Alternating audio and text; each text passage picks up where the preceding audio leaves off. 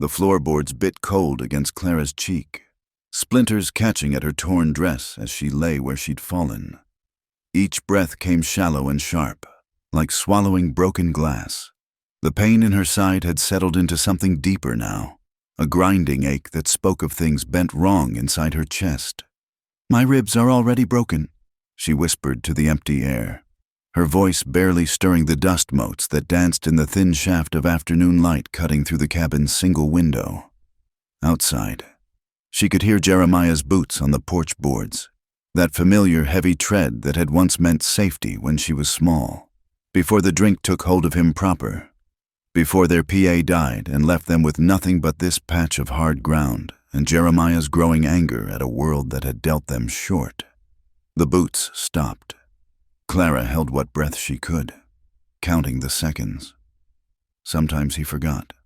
Sometimes the rage passed through him like a fever breaking, and he'd come back in with his old face on, confused and sorry, bringing her water and sitting quiet while she mended whatever had gotten torn this time.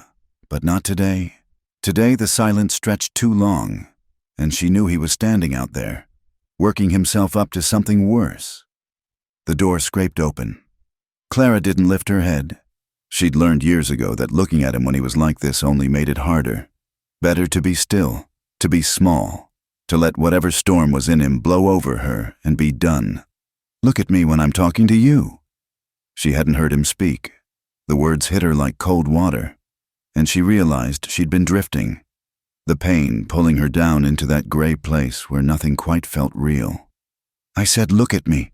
Clara." The leather of his work boots came into view first, scarred and stained dark. Then his hands, knuckles still raw from whatever he'd been hitting before he came for her. She made herself meet his eyes, those pale blue eyes that had been their mother's once, before the years wore them down to something flat and strange. "You think you're too good for the work I give you," he said. His voice was quiet, which was worse than the shouting. When Jeremiah got quiet, it meant he'd moved past anger into something colder. "Think you're better than this place? Better than me?" Clara wanted to tell him that wasn't true, had never been true. She'd scrubbed the floors and mended his clothes and cooked what little they had without complaint. She'd never asked for anything beyond what they already had, which was near to nothing. But the words wouldn't come. They never did when he was like this. "Pa always said you had too much of Ma in you," Jeremiah continued, circling her now like she was something he was fixing to brand. "Said it would make you soft. Guess he was right about that." The mention of their parents made something twist in Clara's chest, separate from the broken ribs. Their PA had been a hard man, but fair. Their Ma had been gentle right up until the consumption took her. Neither of them would have recognized the man Jeremiah had become. "Get up!" Clara tried. She pressed her palms against the rough boards and pushed, but the pain in her side flared white-hot, and she collapsed back down with a gasp that might have been a sob. "I said get up!" His boot caught her in the shoulder, not hard enough to break anything new, but enough to send her sliding across the floor until her back hit the wall. She stayed there, hunched against the logs, and felt something precious and fragile inside her chest give way. Not her ribs this time, though they throbbed with each heartbeat. Something deeper. Something that had been holding on despite everything. Some small part of her that had still believed things might change, might get better if she just endured long enough. That part of her died quiet on the cabin floor. And in its place came something else. Not peace exactly, but a kind of emptiness that felt almost like relief. "You can't even do that right," Jeremiah said, and she heard the disgust in his voice like he was talking about a broken-down horse that needed putting out of its misery.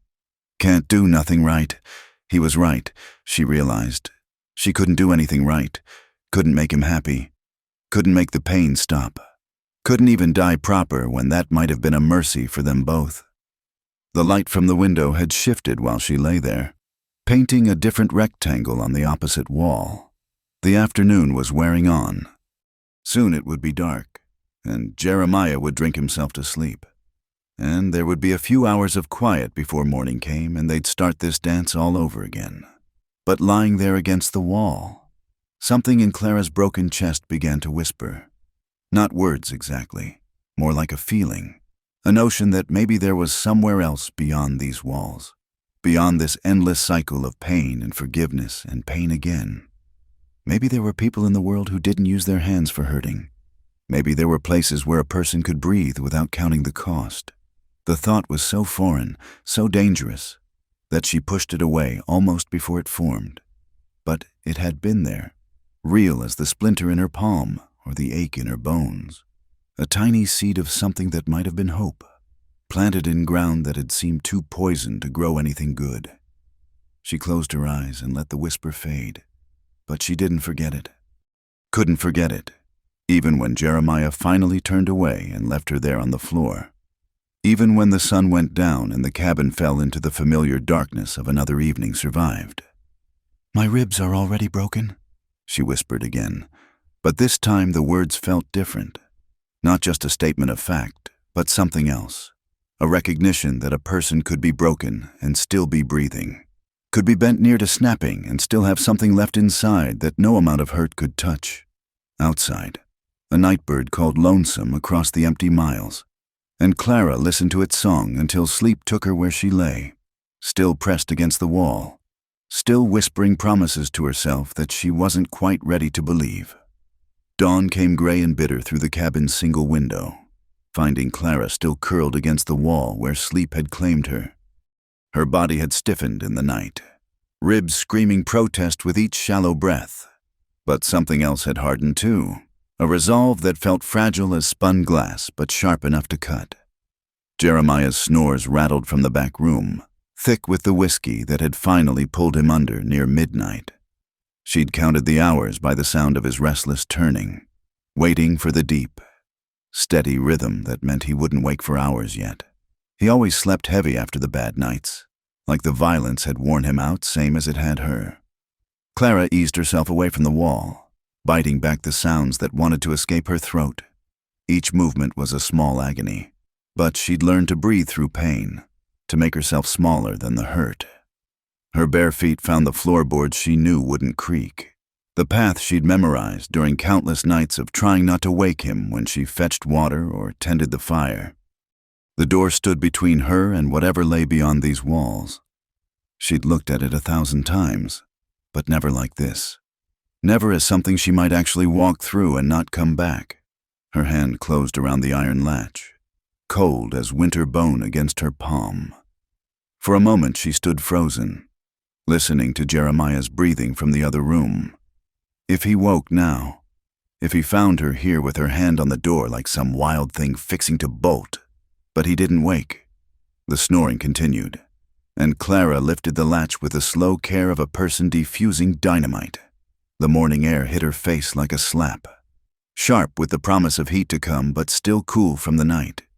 She'd forgotten how big the sky was, how far it stretched in every direction without walls to hem it in. For a moment the vastness of it made her dizzy, and she had to grip the door frame to keep from falling. The porch boards were rough under her feet, weathered smooth in some places and splintered in others. She'd swept them clean yesterday morning, back when yesterday morning felt like someone else's life. Now each step carried her further from the girl who'd done that sweeping, who'd still believed in the possibility of peace if she just tried hard enough. At the edge of the porch she paused, looking back at the cabin that had been the whole of her world for as long as she could remember. It looked smaller from out here, meaner somehow, like a wound in the landscape that had never healed proper. Then she turned away and didn't look back again. The dirt road that led away from their homestead stretched out pale and dusty in the growing light. Clara had walked it before, but only as far as the creek to fetch water, or to the wood line to gather kindling, never beyond the bend where it disappeared into the stands of pine and scrub oak that marked the edge of the known world. Each step sent fire up her side, but she kept walking. The sun climbed higher, painting the landscape in shades of gold and rust, and still she walked. When the pain got too sharp, she'd stop and lean against a fence post or a boulder, counting breaths until she could manage another few yards. The road wound through country that might have been beautiful if she'd had the luxury to notice. Rolling hills covered in sparse grass, stands of trees that whispered secrets in languages she'd never learned. But Clara's world had narrowed to the stretch of dirt in front of her feet and the rhythm of putting one foot ahead of the other. By midday, the sun was a branding iron pressed against her shoulders. Her dress, already torn from yesterday's troubles, clung to her with sweat and offered no protection from the heat. The soles of her feet, soft from years of wearing shoes that had long since fallen apart, began to crack and bleed on the rough ground. She stumbled more often now, catching herself on rocks or going to her knees when the pain overwhelmed her balance. Each fall was harder to recover from. Each time it took longer to convince her body to stand again. But she kept moving, driven by something stronger than sense or self-preservation. The fear helped.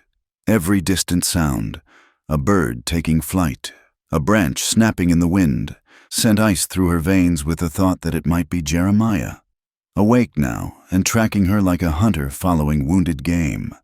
She knew he'd come eventually, knew he wouldn't let her go without a fight, if only because losing her meant losing the last thing in the world he had power over.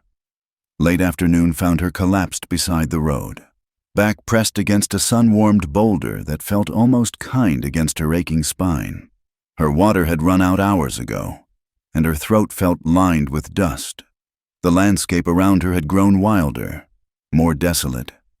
Fewer fences, fewer signs that people had tried to make a life in this hard country. Maybe this was how it ended, she thought with something approaching peace. Maybe she'd pushed far enough to die free, even if she couldn't live that way. There were worse fates than becoming bones beside a lonely road. At least the sky here was bigger, cleaner somehow. At least Jeremiah's hands couldn't reach her if she died here. That's when she heard the hoofbeats. At first she thought it was her heart, drumming so hard with sudden terror that it seemed to echo off the hills around her. But the sound grew clearer, more distinct.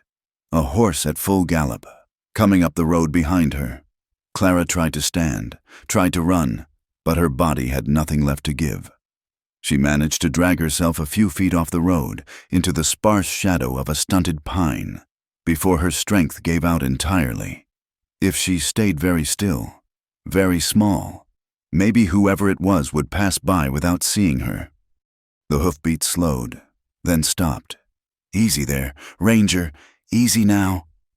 A man's voice, low and steady, talking to his horse.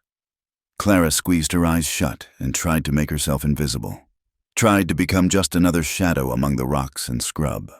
But she could hear him dismounting, hear his boots on the packed earth as he approached her hiding place. "Miss." The word was gentle, careful, not the tone of a man looking to cause harm. But Clara had learned not to trust gentle words from men. They could turn sharp as knives without warning. "Miss, are you hurt?" Closer now. She could hear his breathing, smell the leather and horse sweat and something else. Soap, maybe, or just the scent of someone who hadn't given up on cleanliness despite the harsh country. "I'm not going to hurt you." That's what they all said, one way or another. But there was something in this man's voice that made her open her eyes despite herself, made her look up into a face she'd never seen before. He was crouched a few feet away, far enough not to crowd her, but close enough that she could see the concern in his dark eyes. A big man, broad-shouldered and weathered by sun and wind, but holding himself careful-like, the way a person might approach a spooked animal. "You're a long way from anywhere," he said, and his voice held no judgment, only a kind of weary kindness that Clara hadn't heard in so long she'd almost forgotten what it sounded like. She tried to speak, to tell him she was fine, to send him on his way before Jeremiah came looking, but all that emerged was a broken whisper. "My ribs are already broken." The stranger's face changed when she spoke those words, something shifting behind his dark eyes like clouds passing over deep water. He didn't move closer, didn't reach for her the way most men would have. Instead, he settled back on his heels, giving her space to breathe. "I can see that," he said quiet-like, and there was no pity in his voice, just a simple acknowledgement of fact. "How long you been walking?" Clara tried to think. Time had gotten strange out here under the endless sky, hours bleeding together like watercolors in rain. Since dawn, she managed, though it felt like she'd been walking forever, like she'd been born on this dusty road with bleeding feet and broken bones. The man nodded, his gaze taking in her torn dress, her sunburned shoulders, the way she held herself careful against the pain. He was older than she'd first thought, maybe 35 or 40, with lines around his eyes that spoke of years spent squinting into sun and wind. His clothes were well made but weathered, the leather of his vest soft with age and use. "My name's Thomas," he said. "Thomas Garrett, and you don't have to tell me yours if you'd rather not." The kindness in that simple statement nearly undid her. When was the last time someone had given her a choice about anything? Even something as small as sharing her name. "Clara?" she whispered, and the word felt strange on her tongue, like she was introducing herself to herself for the first time. "Clara." He repeated it careful-like, testing the shape of it. That's a good name, a strong name. She wanted to laugh at that, or maybe cry. There was nothing strong about her. She was broken glass held together with spit and prayers, a collection of hurts wrapped in skin too thin to contain them all. Thomas must have seen something of that thought cross her face, because his voice got gentler still. "You're hurt bad, more than just the ribs. I'm thinking." It wasn't a question, so she didn't try to answer. Just watched his face for the signs she'd learned to recognize, the moment when patience turned to impatience, when gentleness hardened into something else. But Thomas just waited, still as stone, like he had all the time in the world. "Someone did this to you," he said finally. And again, it wasn't a question. "Someone you trusted to keep you safe." The accuracy of it hit her like a physical blow, and she found herself nodding before she could stop herself. Thomas's jaw tightened, a muscle jumping under the skin. But when he spoke, his voice stayed level. "They coming after you." This time she did try to speak, to warn him about Jeremiah and what he was capable of when his blood was up. But the words tangled in her throat, came out as nothing but a broken sound that might have been yes, or might have been a sob. Thomas nodded like he understood anyway. "Then we best get you somewhere safe." He stood slow and easy, hands visible and empty. "I got a place not far from here. Cabin in the woods where a person can rest without worry. You willing to trust me that far?" Trust. The word felt foreign as a language she'd never learned. How could she trust a stranger when the people who were supposed to love her had taught her that safety was just another word for the calm before the storm? But lying there in the dust with the sun beating down merciless and her body screaming protest with every breath, Clara realized she was out of choices. She could stay here and die slow beside the road, or she could take the chance that this man with the kind eyes and gentle voice might be different from the others. "I can't," she started, then stopped. The truth was too big, too shameful. She couldn't walk much further, couldn't run if Jeremiah caught up, couldn't even stand without help. "I know," Thomas said, and somehow he did know, saw all of it written in the careful way she held herself, the exhaustion that went deeper than tired. "That's all right. I got a good horse and steady hands. Won't hurt you worse than you already are." His horse stood patient a few yards away, a big sorrel gelding with intelligent eyes and a gentle way of breathing. Not the kind of animal a violent man would ride. Horses knew things about people, could sense the meanness in a person's heart. This one looked calm as Sunday morning. Thomas approached her slow, telegraphing every movement like she was a wild thing that might bolt. "Going to help you up now?" he said, and waited for her nod before reaching out. His hands were careful. Sure, calloused from work but gentle as a mother with a sick child. He lifted her like she weighed nothing, like she was something precious that might break if handled rough. The movement sent fire through her ribs, but she bit back the sound that wanted to escape. "Easy now," he murmured, and she realized he was talking to her the same way he'd talked to his horse, like she was something worth gentling, worth patience. Almost there. The saddle was sun-warmed leather, softer than anything she'd felt in years. Thomas settled her careful against the horn. then swung up behind her with the easy grace of a man who'd spent his life on horseback. His arms came around her loose and careful, taking the reins without crowding her. "Lean back if you need to," he said. "Won't think less of you for it." Clara wanted to stay upright, to prove she wasn't completely helpless, but the pain was a living thing inside her chest, growing stronger with each beat of her heart. When she finally let herself rest against Thomas's solid warmth, she felt some of the tension she'd been carrying for years start to ease. The horse moved smooth as flowing water, each step measured and sure. Thomas guided him off the main road onto a smaller track that wound between stands of pine and aspen. The trees offered blessed shade, and Clara closed her eyes and let the gentle rhythm of the horse's gait carry her away from the worst of the pain. "Almost there," Thomas said after what felt like hours but was probably only minutes. "Just around the bend." Clara opened her eyes to see a small log cabin nestled in a clearing, surrounded by tall pines that whispered secrets to the wind. Smoke rose from the chimney, pale against the darkening sky. A garden plot showed neat rows of vegetables, and there was a well with a bucket waiting. It looked like the kind of place she'd dreamed about as a child, before she learned that safety was just another fairy tale. "It's not much," Thomas said, and she could hear something like uncertainty in his voice. "But it's solid, warm, safe." Safe. There was that word again. Impossible as flying, but looking at the little cabin with its welcoming windows and careful garden, Clara found herself wanting to believe it might be true. Found herself wanting to believe that places like this existed in the world, where a person could rest without counting the cost. Thomas dismounted first, then reached up to help her down. The ground felt strange under her feet after so long on horseback. Solid, but somehow unreal. She stood swaying while Thomas led his horse to a small corral behind the cabin, talking to the animal in that same gentle voice. "Come on then," he said, returning to her side. "Let's get you inside before you fall down." The cabin door stood open, warm yellow light spilling out into the gathering dusk.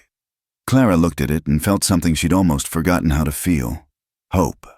Fragile as spun glass and just as likely to shatter, but hope all the same. For the first time in longer than she could remember, she took a step toward something instead of away from it, toward warmth and light and the possibility that maybe, just maybe, the world held more kindness than cruelty after all.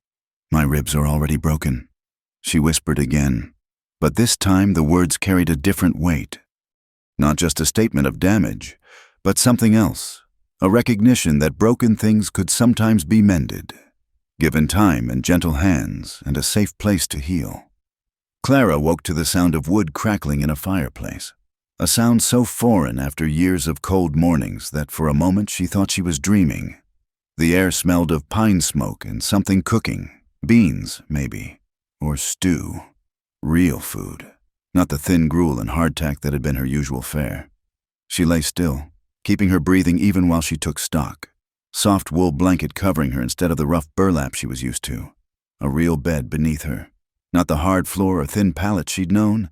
The pain in her ribs was still there, but duller somehow, wrapped in warmth that seemed to seep into her bones. The cabin was larger than it had seemed from outside. One big room with a stone fireplace that threw dancing shadows on the log walls. Shelves lined one wall, filled with books. More books than Clara had seen in her whole life. A table sat near the window, sturdy oak worn smooth by years of use. Everything spoke of a man who'd taken time to make a place feel like home, not just shelter. "You're awake."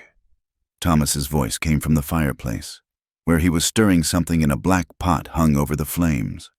He didn't turn around, didn't crowd her with attention, just acknowledged her consciousness the way he might note the sunrise. Natural. Expected. Nothing to make a fuss over. "How long?" Clara's voice came out rough as bark, and she realized her throat was dry as summer dust. 2 days, Thomas said, ladling whatever he was cooking into a wooden bowl. "You were in a bad way.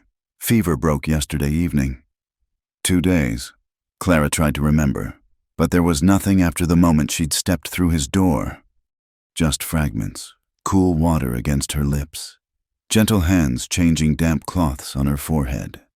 A voice reading aloud from one of those books when the dreams got too dark.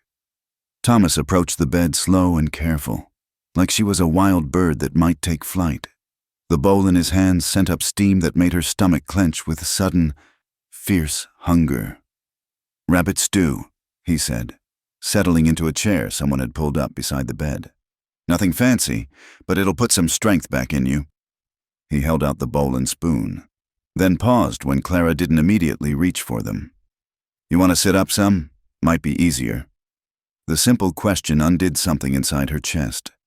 When was the last time someone had asked what she wanted? What might be easier for her?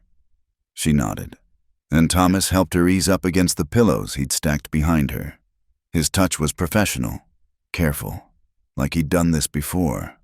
The first spoonful of stew nearly made her weep. Rich with herbs she couldn't name, thick with vegetables that had been grown with care, food that had been made to nourish, not just fill an empty belly. She ate slow, trying to make it last, trying to memorize the taste of kindness. "Easy now," Thomas said when she started eating faster. "Been too long since you had a proper meal. Don't want to make yourself sick." Clara forced herself to slow down, though everything in her wanted to devour the entire bowl before someone could take it away. Thomas seemed to understand this too, because he left the pot where she could see it, left the ladle nearby. "There's more when you're ready for it," he said. "No need to rush." They sat in comfortable silence while she ate, Thomas tending the fire and checking something that was baking in a Dutch oven buried in the coals. Clara watched him move around the cabin, noting the economy of his movements, the way he seemed to know exactly where everything belonged. This was a man who'd made peace with solitude, who'd learned to care for himself without forgetting how to care for others. "Why?" The word slipped out before she could stop it, hanging in the air between them like smoke. Thomas looked up from the bread he was checking. "Why what? Why help me? You don't know me. Don't know what I might have done." Clara set down the spoon, appetite fading under the weight of old shame. "Don't know what kind of trouble I might bring." Thomas was quiet for a long moment, considering her question with the seriousness it deserved. When he spoke, his voice was thoughtful, measured. "Had a sister once," he said, settling back into his chair. "Sarah, married young to a man who seemed decent enough, came calling all proper-like, brought flowers, minded his manners around our folks." Clara felt something cold settle in her stomach, knowing where this story was heading. Wasn't until after the wedding that his true nature showed. Thomas continued. "Sarah would visit with bruises she tried to hide, stories that didn't quite add up. We all saw it, but she kept saying everything was fine, that we didn't understand." He stood, walked to the window, looked out at the darkening woods. "She stopped visiting after a while, stopped coming to church, stopped answering letters. When I finally rode out to check on her." He paused, something dark passing over his features. "Found her in the barn. Neck broke from a fall. Her husband said horse spooked, threw her." Clara's breath caught in her throat. "I'm sorry. Horse was gentle as a lamb," Thomas said, voice flat with old grief. "Never spooked at anything in its life, but nobody wanted to call a grieving widower a liar. Nobody wanted to ask the hard questions." He turned back to face her, and Clara saw something in his eyes that she recognized, the weight of failing someone you loved, of not acting when action might have made a difference. "So when I see someone hurt the way you're hurt," he said, "I don't ask questions. I don't wonder what they might have done to deserve it. I just help, because maybe this time I can make a difference."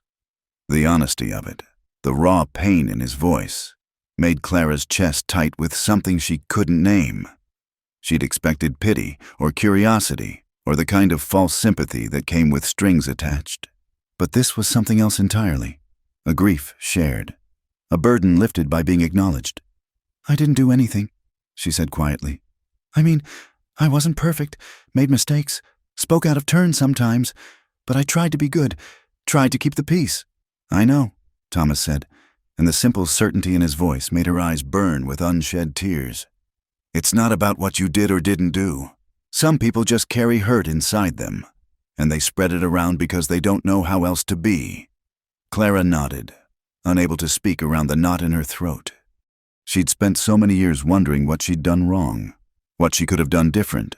To hear someone say it wasn't her fault, that she hadn't deserved what happened, it was like water to someone dying of thirst. "Your brother," she managed finally. "The one who hurt you."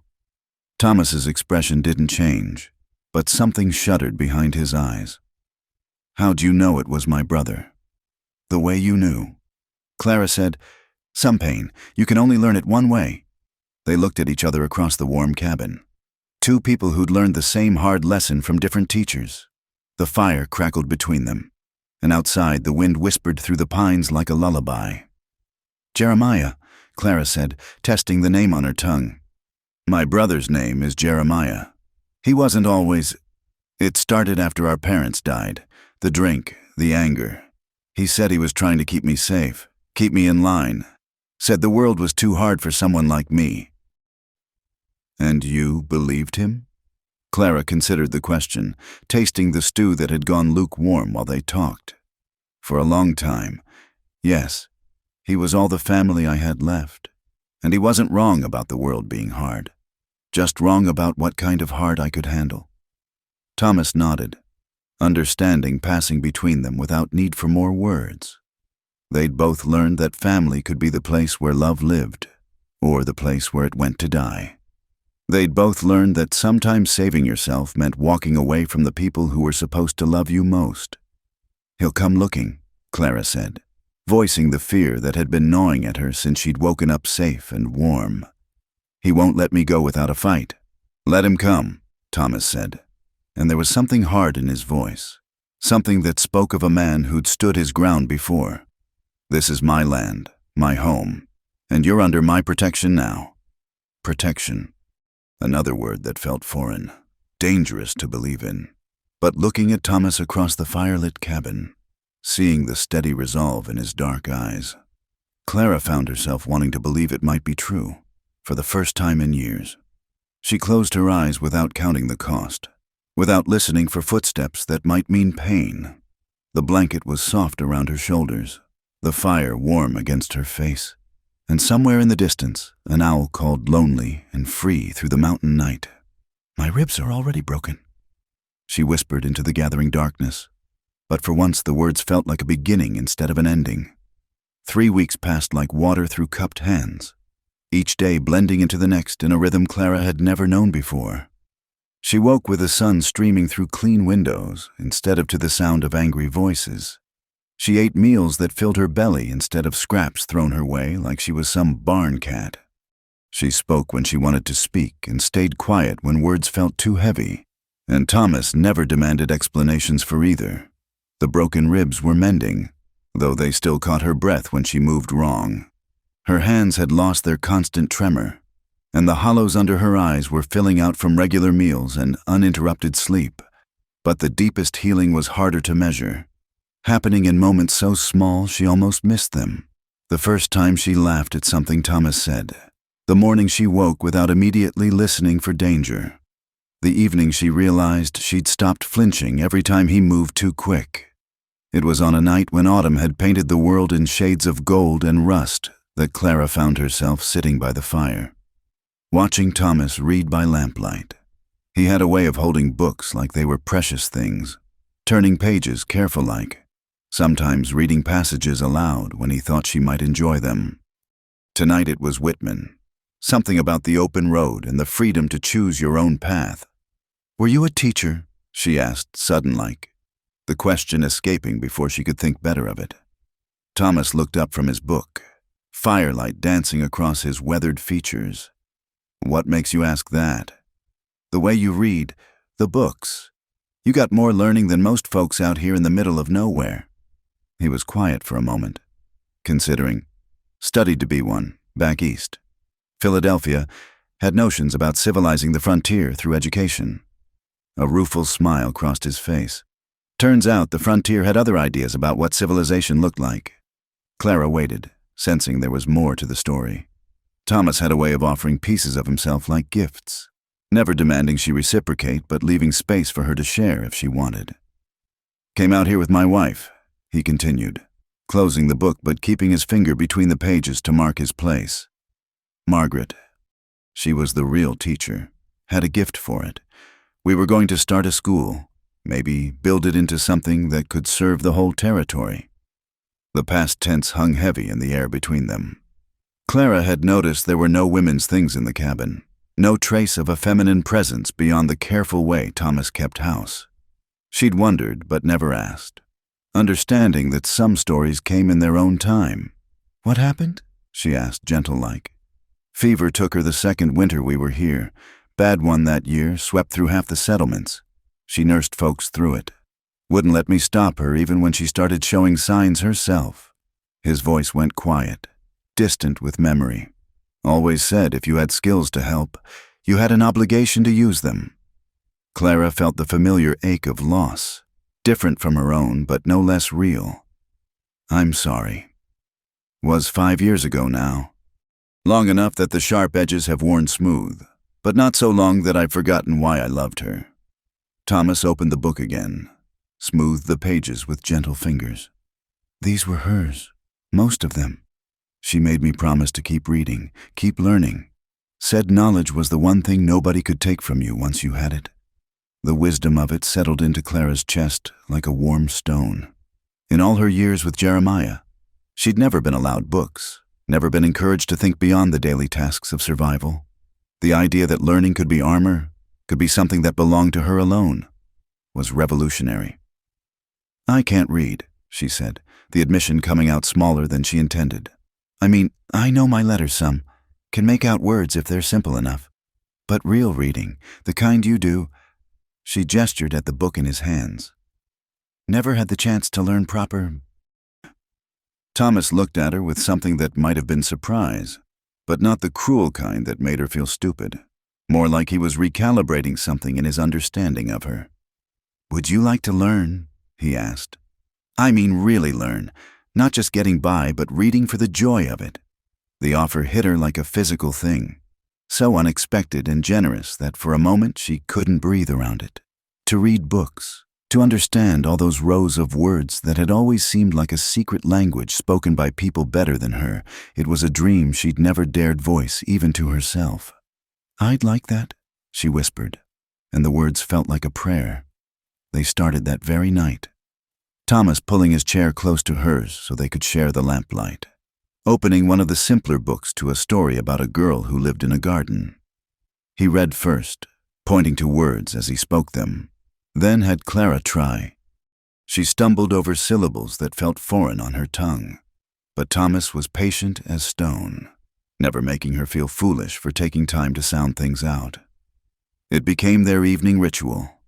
After supper, after the day's work was done, they'd sit by the fire and Clara would practice reading while Thomas mended harness or whittled or just listened. Some nights she'd manage whole paragraphs without help. Other nights the letters seemed to swim on the page and she'd get frustrated. But Thomas would just pour more coffee and suggest they try a different story. It was during one of these reading lessons, nearly a month after she'd arrived, that Clara found herself telling him about Jeremiah.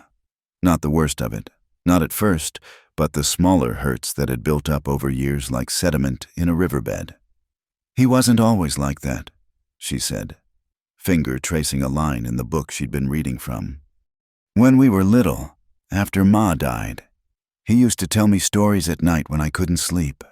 Made them up himself, about brave girls who went on adventures and saved kingdoms." Thomas nodded, not interrupting, just letting her talk at her own pace. "Pa worked us hard, but fair. Expected us to pull our weight, but never more than we could handle. When he passed, Jeremiah tried to step into that role, but he was only 19 himself. Scared. I think, though he never would have admitted it." Clara turned the page, though she wasn't really seeing the words anymore. "First time he hit me was about 6 months after we buried Pa. I'd burnt supper, nothing major, but he was already wound tight from trying to manage the property and the creditors and everything else. Just backhanded me across the mouth and then stood there looking as shocked as I felt." She touched her lip unconsciously, remembering the taste of blood and the way Jeremiah had immediately started apologizing, promising it would never happen again, that he'd just been tired and worried and not thinking straight. But it did happen again, Thomas said quietly. Not right away. Months would go by sometimes where things were almost normal. He'd be the brother I remembered. Would read to me or teach me to shoot or fix things around the place. Then something would set him off. Money troubles. A bad harvest. Sometimes just the wind blowing wrong, and he'd take it out on me. Clara closed the book, no longer able to pretend she was following the story. I kept thinking if I could just be better, more helpful, less trouble, maybe he'd stop. Took me years to realize it wasn't about anything I did or didn't do. It was about him having someone smaller than him to push around when the world got too big for him to handle. Thomas was quiet for a long moment, staring into the fire. When he spoke, his voice was rough with old pain. My brother Caleb was older than me by 4 years, always bigger, always stronger. After our folks died, he got mean drunk most nights and mean sober the rest of the time. He rolled up his left sleeve, showing Clara a scar that ran from wrist to elbow, white and jagged against his weathered skin. Got this when I was 16, tried to stop him from breaking everything in the house after he lost our last horse in a card game. Clara stared at the scar, understanding flooding through her. You left too. Soon as I turned 18 and could legally claim my inheritance, took what was mine and never looked back. Thomas rolled his sleeve down again, but his eyes stayed on Clara's face. Caleb came after me once, about 2 years later, found me in Denver, demanded I come home and help him save the family farm. What did you do? Told him the farm could rot for all I cared, and if he ever came near me again, I'd kill him. The flatness in Thomas's voice sent a chill down Clara's spine. Meant it too. Still would. They sat in silence after that, the fire crackling between them and the wind sighing through the pines outside. Clara felt something loosening in her chest, some knot of shame and guilt that had been pulled tight for so long she'd forgotten it was there. You think I'm a coward, she said finally, for staying as long as I did? No. Thomas's response was immediate, certain. I think you survived the only way you knew how. I think you held on longer than most people could have, hoping for something better. And when you finally ran, you did it with broken ribs and no shoes and nowhere to go, which makes you about the bravest person I've ever met. The words hit her like a benediction, like absolution for sins she'd never committed but had carried anyway. Clara felt tears start to flow, not the bitter tears of pain she'd cried so often, but something cleaner, something that felt like release. Thomas didn't try to comfort her or tell her not to cry. He just sat there steady as a mountain while she wept for the girl she'd been, and the years she'd lost, and the brother who'd chosen cruelty over love. When the tears finally stopped, he handed her his handkerchief and went to make fresh coffee, giving her space to compose herself. My ribs are already broken, Clara said when he returned, testing the words that had become her refrain. But maybe that just means they can heal stronger than before. Thomas smiled at that, the first real smile she'd seen from him, and something warm unfurled in Clara's chest that had nothing to do with the fire. For the first time since she'd fled into the wilderness, she allowed herself to imagine a future that stretched beyond mere survival. A future where broken things could indeed grow back stronger, where trust could be rebuilt one careful stone at a time, where love might be something that healed instead of something that hurt. Outside, the autumn wind whispered promises through the trees, and Clara listened with ears that were finally learning to hear hope instead of danger in the night sounds around her. The first sign of trouble came on a crisp November morning when Thomas returned from checking his snares with a face gone hard as winter stone. Clara looked up from the book she'd been reading. She could manage most of Whitman now without help, and felt her stomach drop at his expression. What is it? She asked, though part of her already knew. The peace had lasted too long, felt too complete. In her experience, happiness was always borrowed time. Thomas set down the rabbits he'd caught and moved to the window, scanning the tree line with eyes that had gone sharp and wary. Someone's been asking questions in town, man matching Jeremiah's description, looking for a woman who might have passed through, offered money for information. Clara's hands went cold around the book. She'd known this day would come, had felt it approaching like a storm on the horizon, but somehow she'd let herself believe that maybe, just maybe, he'd given up the search, that he'd decided she wasn't worth the trouble of finding. How much money? The question slipped out before she could stop it, and Thomas turned to look at her with something like surprise. Does it matter? It might. Clara set the book aside with hands that trembled only slightly. Jeremiah's got a silver tongue when he wants to use it, and most folks out here don't have two coins to rub together. If he's offering enough, someone will talk. Thomas was quiet for a moment, considering. Ben Morrison at the general store seemed interested. Asked a lot of questions about what this woman might have done, whether there was a reward involved. Clara felt the walls of the cabin pressing in around her, the warmth and safety she'd grown to cherish suddenly feeling fragile as spun glass. Ben Morrison was a practical man who'd sell his own mother for the right price. If Jeremiah had convinced him that Clara was a runaway thief or worse. "What did you tell him?" she asked. "Nothing, but I could see him thinking, putting pieces together.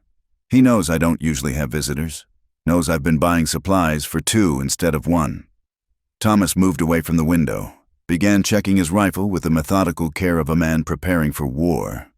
Figure we got maybe a day, 2 at most, before someone decides that money's worth more than minding their own business. Clara watched him work, noting the way his movements had changed. Gone was the gentle man who'd taught her to read by firelight, replaced by someone harder, more dangerous, someone who'd learned to survive in a world where trust was a luxury most couldn't afford. "You should leave," she said quietly. "Take what you need and go. I won't be the reason you lose your home." Thomas looked up from the rifle, and for a moment his expression went soft around the edges. "This is my land, Clara, my home, and I don't run from bullies, especially ones who hurt women. You don't understand what he's like when he's cornered, what he's capable of." Clara stood, began pacing the small space like a caged animal. "He won't come alone, won't fight fair. He'll bring men with him, men who'll do whatever he pays them to do. Then we'd better be ready for them." The certainty in Thomas's voice made Clara stop pacing. She looked at him, really looked, and saw something she'd missed before. The way he held the rifle, familiar as breathing. The scar on his left hand that could only have come from a knife fight. The quiet confidence of a man who'd faced down trouble before and lived to tell about it. "You were a soldier," she said, and it wasn't a question. 2 years in the cavalry, chasing Comanche across half of Texas. Thomas finished cleaning the rifle, set it aside, and began checking his pistol. Learned some things about fighting and dying and which men you could count on when the shooting started. Clara felt a strange mix of relief and terror. Relief that Thomas wasn't the innocent she'd sometimes imagined him to be, that he understood the kind of violence Jeremiah could bring. Terror that it might not be enough, that her brother's cruelty might destroy this good man the way it had destroyed everything else she'd ever cared about. They spent the rest of the day preparing. Thomas showed Clara how to load and fire his spare pistol, how to aim and breathe and squeeze the trigger steady. Her hands shook the first few times, but muscle memory seemed to kick in. Jeremiah had taught her to shoot, back when he was still trying to be the brother she remembered. "Don't think about it being a person," Thomas said as Clara practiced with an empty gun, pointing at knots in the cabin wall. "Think about it being the thing that stands between you and staying alive." As the sun began to set, painting the clearing in shades of gold and crimson, Thomas positioned himself by the front window while Clara took the back. The waiting was the hardest part. Sitting in the growing darkness with every sense straining for sounds that didn't belong. "Maybe I was wrong," Clara said around midnight, her voice barely above a whisper. "Maybe he won't come tonight." "He'll come," Thomas replied, and his certainty sent ice down her spine. "Men like your brother, they don't give up easy. He's had months to work himself up to this, months to convince himself that you belong to him." Clara was about to respond when she heard it. The distant sound of horses moving through the trees, trying to be quiet but not quite managing it. Thomas heard it too, his body going still as a hunting cat. "How many?" Clara whispered. Thomas tilted his head, listening. 3, maybe 4, coming from the north. Clara's heart hammered against her ribs, the old fear rising like bile in her throat. But underneath it was something new, something harder. She wasn't the same broken girl who'd fled into the wilderness months ago. She'd learned to read, learned to think, learned that she was worth more than the scraps of kindness Jeremiah had occasionally thrown her way. The horses stopped just outside the clearing, and Clara could hear voices conferring in low tones, then footsteps, moving careful through the underbrush, trying to surround the cabin. "Clara!" Jeremiah's voice cut through the night like a blade, loud and commanding. "I know you're in there. Come out now and we can settle this peaceful-like." Thomas looked at her, eyebrows raised in silent question. Clara shook her head. There would be no peaceful settling with Jeremiah, not when his pride was wounded and his authority had been challenged. "You got no right to keep her," Jeremiah continued, his voice moving as he circled the cabin. "She's family. She belongs with me. She belongs to herself," Thomas called back, his voice carrying clear across the clearing. "And she's chosen to stay here." The silence that followed was thick with menace. Clara could picture Jeremiah's face, the way it would twist with rage at being defied by a stranger. He'd never been able to stand it when people didn't fear him the way she had. "You don't know what you're dealing with, mister." Jeremiah's voice had gone cold, dangerous. "That girl's sick in the head, tells lies, causes trouble everywhere she goes. I'm trying to save you from making a mistake." The words hit Clara like physical blows, even though she knew they were lies. This was Jeremiah's way, making everyone else the problem, painting himself as the reasonable one forced to deal with difficult people. "Only mistake I see is you not turning around and riding away." Thomas replied, his voice steady as stone. "This is private property, and you're trespassing. Leave now, and we'll call it even." Jeremiah's laughter was ugly, full of malice. "You think you're some kind of hero, taking in strays? Let me tell you something about that girl. She's nothing but trouble wrapped up in a pretty package. Soon as she gets what she wants from you, she'll run off and leave you with nothing but heartache."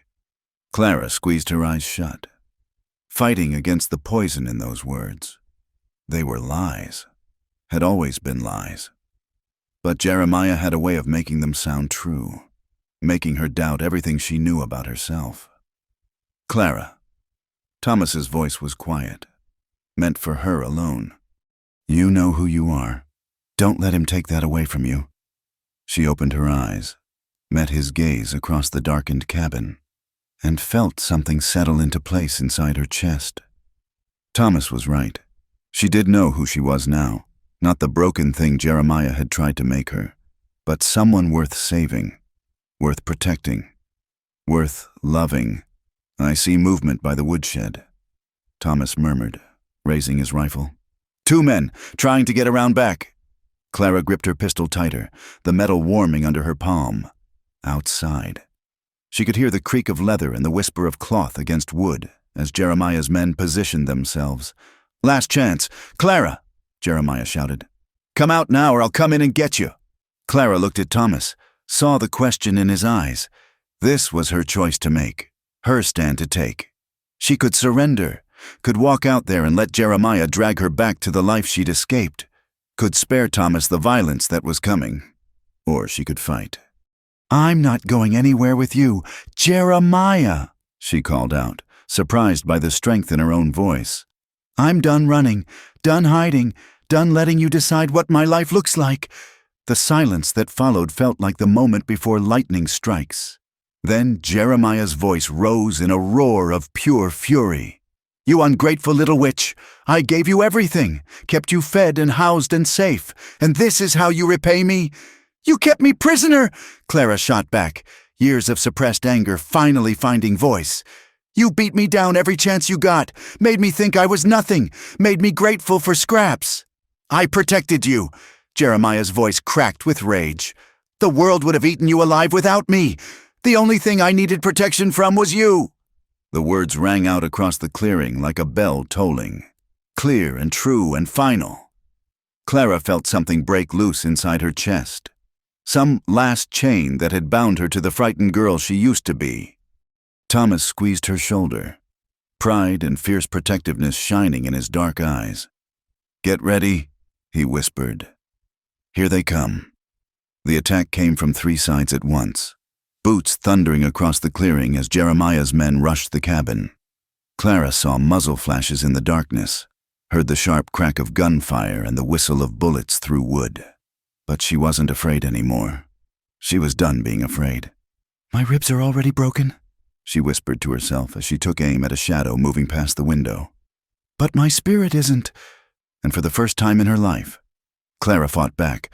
The gunfight lasted only minutes, but to Clara, it felt like hours.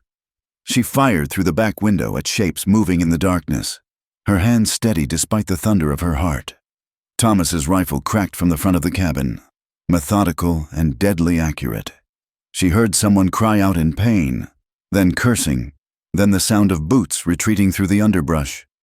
When the shooting stopped, the silence was so complete it felt unnatural. Even the night birds had gone quiet, as if the forest itself was holding its breath. "Stay down," Thomas whispered, reloading his rifle without taking his eyes off the window. "This isn't over." Clara crouched beneath the windowsill, pistol clutched in trembling hands. Her ears rang from the gunfire, and the cabin smelled of smoke and cordite. Through the shattered glass, she could see muzzle flashes still blooming like deadly flowers in the darkness. "Jeremiah!" she called out, her voice carrying clear across the clearing. "I know you're out there.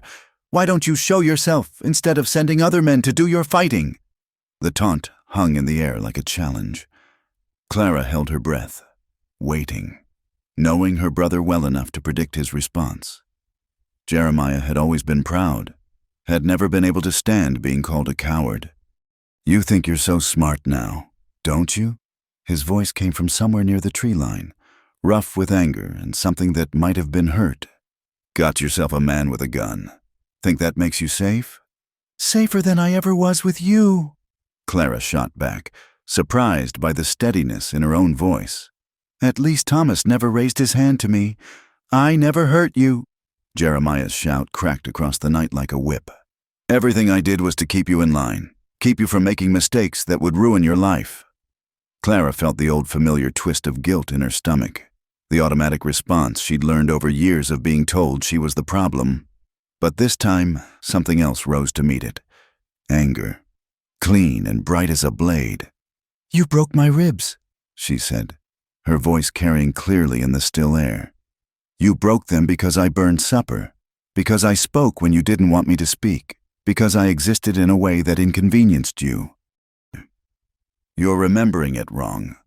I remember everything." Clara stood slowly, moving to where Jeremiah could see her silhouette in the window. Thomas made a sound of protest, but she ignored him. This was something she had to do, had to finish. "I remember every blow, every cruel word, every time you made me feel like I was nothing." The silence stretched between them, heavy with years of unspoken truth. When Jeremiah spoke again, his voice had gone quiet, dangerous. "Come out here, Clara. Come out and we'll settle this proper." "No more settling," Clara said. "No more pretending you were protecting me when you were just using me as something to hit when the world didn't bend to your will." She could hear him moving in the darkness, circling the cabin like a wolf looking for weakness. Thomas had positioned himself by the door, rifle ready, but his eyes kept flicking to Clara with something like worry. "You always were ungrateful," Jeremiah called out. "Always thought you deserved better than what you had. Ma spoiled you, filled your head with notions about how special you were." "Ma loved me," Clara said, and the words felt like armor around her heart.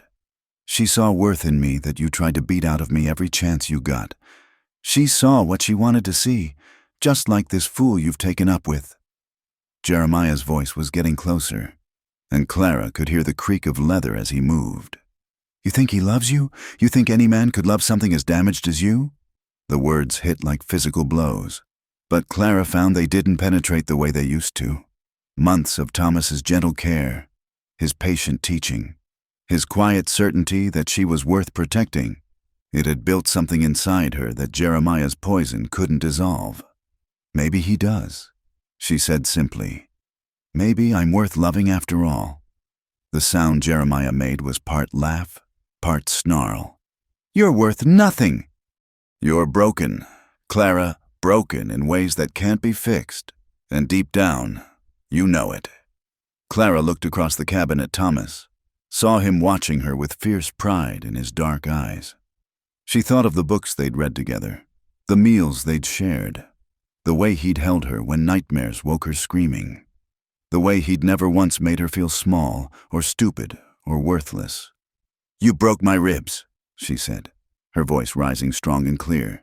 "You broke them and you broke my spirit and you tried to break my will. But you didn't break me. Jeremiah, you didn't break me." She stepped fully into the window frame, making herself a target, daring him to take the shot. "I'm still here. I'm still standing. And I'm done being afraid of you." The silence that followed was different from before, heavier, charged with the kind of tension that comes before lightning strikes. "You little witch," Jeremiah whispered, and Clara could hear the venom in his voice even from across the clearing. "You ungrateful, worthless little witch. That's enough." Thomas's voice cut through the darkness like a blade, cold and final. He stepped into the doorway, rifle leveled, and Clara saw something in his posture that made her blood run cold. This was no longer the gentleman who'd taught her to read. This was the soldier, the killer, the man who'd learned violence in the cavalry and never forgotten how to use it. "You've said your piece," Thomas continued, his voice carrying across the clearing with deadly calm. "Now you can leave. Take your men and go, and we'll call it even." Jeremiah's laughter was ugly. "Broken. You think you can just take what's mine? Think you can steal my sister and there won't be consequences?" "She's not yours to steal," Thomas said. "She never was. She's my blood, my responsibility. She's a grown woman who's chosen her own path." Thomas took a step forward, and Clara saw moonlight gleam on the barrel of his rifle. "And if you can't respect that choice, then we've got nothing more to talk about." Clara heard movement in the darkness, the soft scrape of boot leather on stone. Jeremiah was positioning himself for a shot, probably trying to get an angle on Thomas while he stood exposed in the doorway. "Thomas," she said quietly, urgently. "He's moving." But Thomas had already sensed it. He shifted his stance, rifle tracking toward a shadow that moved between the trees. "I see him." The tension in the air was so thick Clara could barely breathe, everything balanced on a knife's edge, waiting for someone to make the first move. "Last chance, Jeremiah." Thomas called out, "Walk away now, while you still can." "I ain't walking away from nothing." Jeremiah's voice cracked with rage. "She belongs to me." "No," Clara said, and her voice rang out clear as a bell in the mountain air. "I belong to myself. I always have, and I choose to stay here, with a man who treats me like I'm worth something." She saw the muzzle flash an instant before she heard the shot. Jeremiah had fired from the trees, aiming not at Thomas but at her, the ultimate act of spite, destroying what he couldn't control. But Thomas was faster. His rifle cracked like thunder, and Clara heard Jeremiah cry out in pain and surprise. The shadow in the trees stumbled, fell, lay still. For a long moment, nobody moved. Then Thomas was beside her, hands gentle but urgent as he checked her for wounds. "I'm all right," she said, though her voice shook with reaction. "I'm all right." From the darkness came the sound of horses, of the remaining men fleeing rather than face Thomas's rifle. Clara listened to the hoofbeats fade into the distance and felt something inside her chest finally, fully relax. "Is he—" She couldn't finish the question. Thomas moved to the window, peered out into the clearing.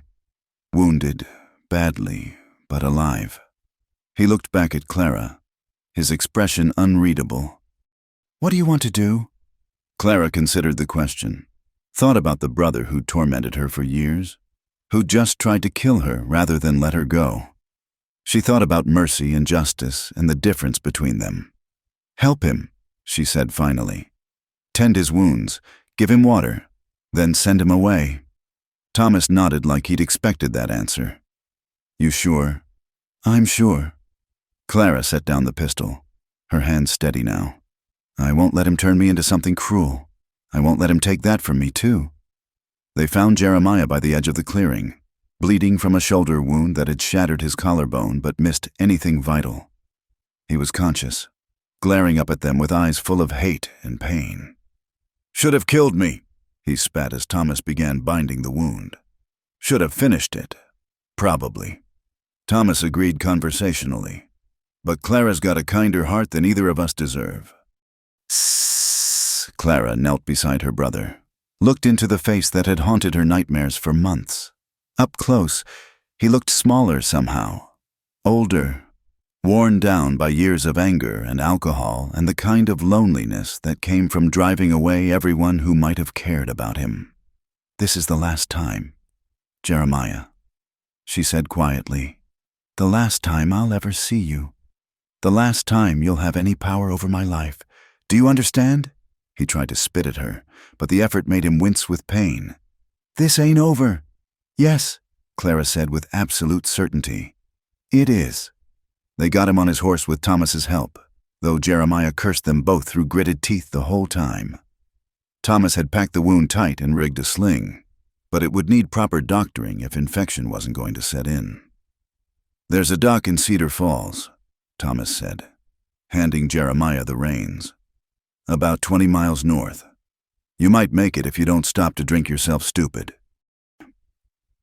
Jeremiah looked down at Clara one last time, and she saw something flicker in his eyes that might have been regret. But then his face hardened again, and she knew that whatever brother she'd once loved was gone for good. "You'll regret this," he said. "Both of you. Mark my words."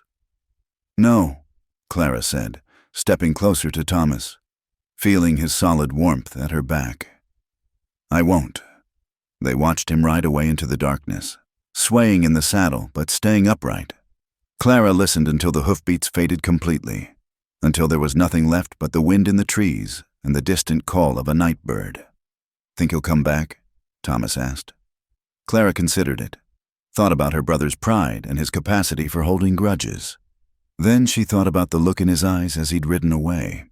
Not just anger, but defeat, the recognition that he'd lost something he'd never really owned. "No," she said. "He's done with me. Finally. Completely done." Thomas nodded, then turned to survey the damage to his cabin. Bullet holes in the walls, shattered windows, blood on the front steps. It would take work to set things right again. "I'm sorry," Clara said, following his gaze. "I'm sorry he brought this to your home." "Our home," Thomas corrected gently. "And it's just wood and glass. We can fix wood and glass." "Our home." The word settled into Clara's heart like seeds in fertile ground, and she felt something bloom there that was stronger than hope, more enduring than relief. "My ribs are already broken," she whispered, testing the familiar words one last time, but they felt different now, emptied of their power to hurt her. Just words, referring to old damage that time and care had healed. "But your heart isn't," Thomas said, understanding her without explanation. "Your heart is whole."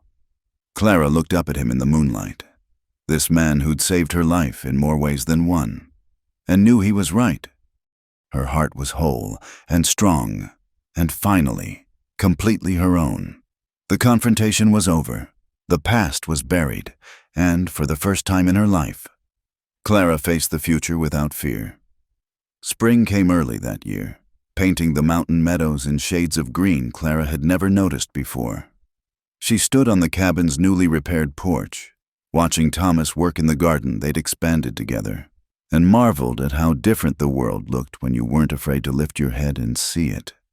6 months had passed since Jeremiah rode away, bleeding into the darkness, and Clara had learned to count time in seasons instead of bruises.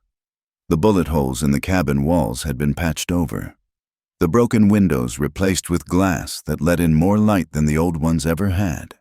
It was as if the violence had been absorbed and transformed into something stronger, something that could hold more joy than what came before. "The tomatoes are coming along good," Thomas said, straightening up and wiping soil from his hands. His movements were easy now, unguarded in a way they hadn't been during those tense weeks of waiting for trouble. "Should have enough for preserving come summer." Clara smiled at that, the casual assumption of a shared future, the planning for seasons they'd see together.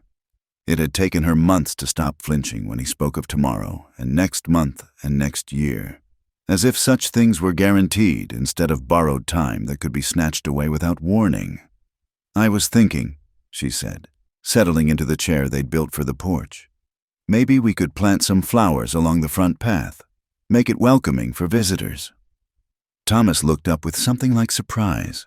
In all the months since the confrontation, they'd had precious few visitors, the occasional traveler seeking shelter, a neighbor borrowing tools, but Clara had never shown interest in encouraging more.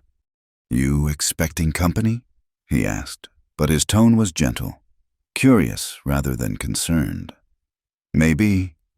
Clara smoothed her skirt, a new one she'd sewn herself from fabric Thomas had brought from town. "I've been thinking about writing to the school board in Cedar Falls, about the teaching position that came open." The words hung in the air between them, carrying more weight than their simple meaning suggested.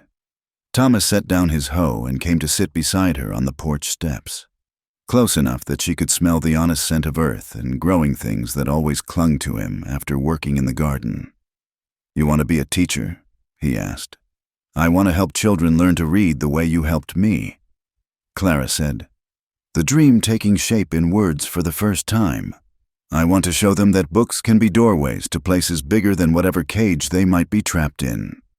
Thomas was quiet for a long moment, considering. "It's good work," he said finally. "Important work. Margaret always said teaching was about more than letters and numbers. It was about showing people they had choices." Clara leaned against his shoulder, drawing comfort from his solid warmth. They could talk about Margaret now without the shadow of grief that had once clouded Thomas's eyes when he spoke her name. Death was still a loss, but it no longer felt like a betrayal of memory to imagine new love growing in the same soil. "The position comes with a small house," Clara continued. "Right in town, big enough for a family, if—" She trailed off, suddenly shy.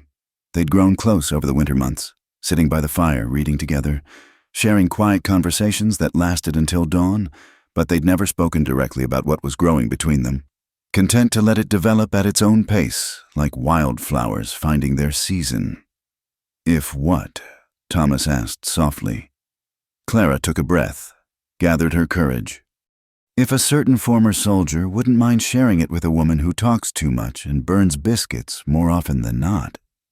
Thomas was very still beside her, and for a heart-stopping moment Clara wondered if she'd misread everything, if the gentle affection between them was all one-sided comfort rather than the beginning of something deeper. Then he turned to face her, and the expression in his dark eyes made her breath catch. "Are you asking me to marry you, Clara Hartwell?" The use of her full name, the name she'd chosen for herself after fleeing Jeremiah's house, sent warmth flooding through her chest. "I suppose I am," she said, amazed by her own boldness. "Though I understand if you need time to think about it, I know I'm not what most men would consider." Thomas silenced her with a kiss, gentle and sure and tasting of new beginnings. When they broke apart, he rested his forehead against hers, his hands framing her face like she was something precious. "I don't need time to think," he said. "I've been wanting to ask you the same thing for months. Just didn't know if you were ready to hear it." "I'm ready," Clara whispered, and knew it was true. She was ready for promises and plans and the terrifying joy of building a life with someone who saw her as whole rather than broken. "I'm ready for all of it." They sat together on the porch as the sun climbed higher, making plans in the golden morning light.